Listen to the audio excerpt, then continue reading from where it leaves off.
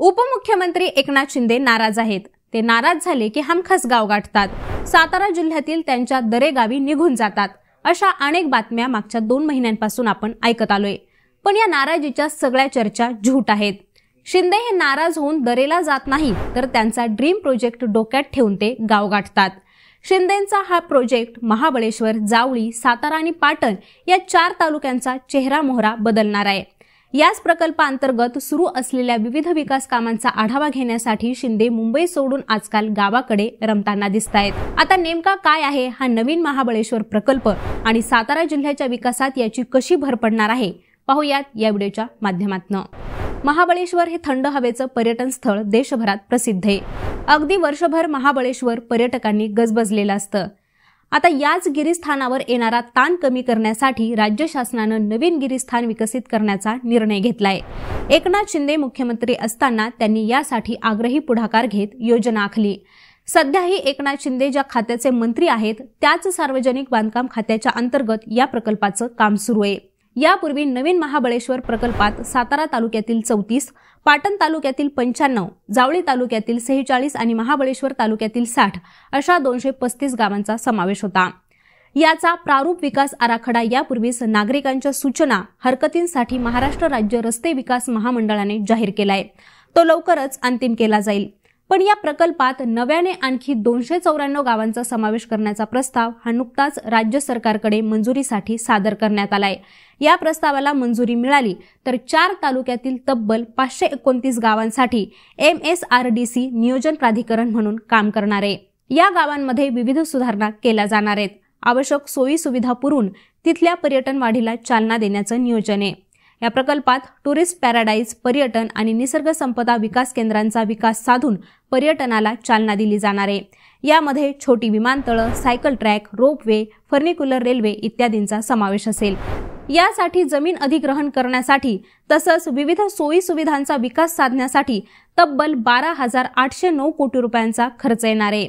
Hill train म्हणजेच toy train, अपारंपरिक वाहनं आणि केबल सिस्टीमसह अद्वितीय वाहतुकीचे पर्याय देखील इथं उपलब्ध असणार आहेत।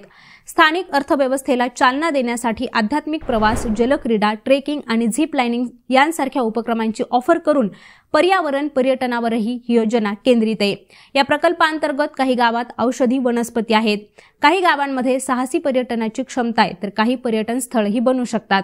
जमिनीचं नुकसान न होता रोजगार आणि विकासाच्या संधी उपलब्ध करून देण्याबाबत गावकऱ्यांची मागणी असून या मागण्यांच्या आधारेच नवीन प्रस्ताव तयार करण्यात आलाय। नवीन महाबळेश्वरमध्ये 3 व्यावसायिक विमानतळ प्रस्तावित आहेत। यामध्ये बाजे इथं धावपट्टी तर उरमोडी तापोळा इथं सी प्लेन प्रकल्प उभारण्यात येणार आहे। पाटण तालुक्यातील बाजे इथं 0.45 किलोमीटर ते 2 किलोमीटर अंतराचं छोटं विमानतळ उभारण्यात येणार आहे।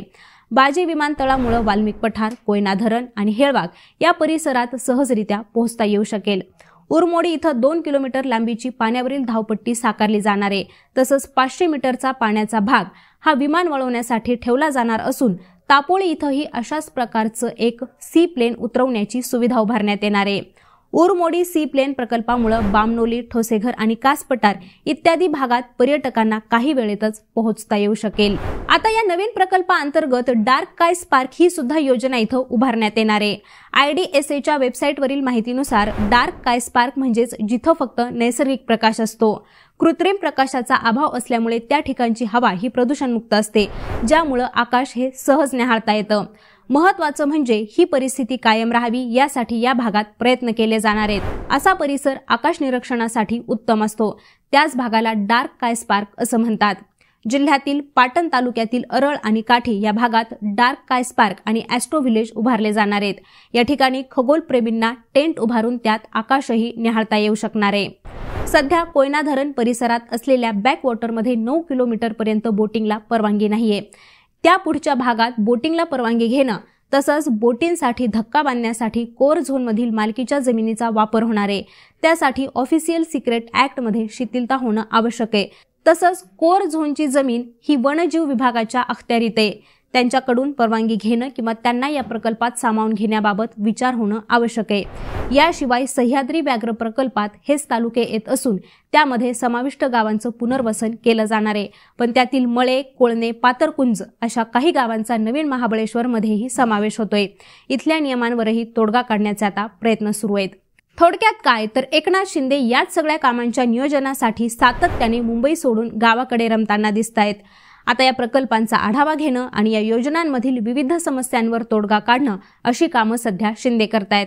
त्यामुळे त्यांच्या नाराजीच्या चर्चा वगैरे या सगळ्या झूट आहेत असंच म्हणावं लागेल। आता मंडळी, ही माहिती तुम्हाला कशी वाटली ते आम्हाला कॉमेंट करून नक्की सांगा आणि यांसारख्याच विषयांची माहिती मिळवण्यासाठी लेट्सअप मराठीला सर्व सोशल मीडिया हँडलवरती फॉलो करायला विसरू नका आणि पाहत रहा लेट्सअप मराठी।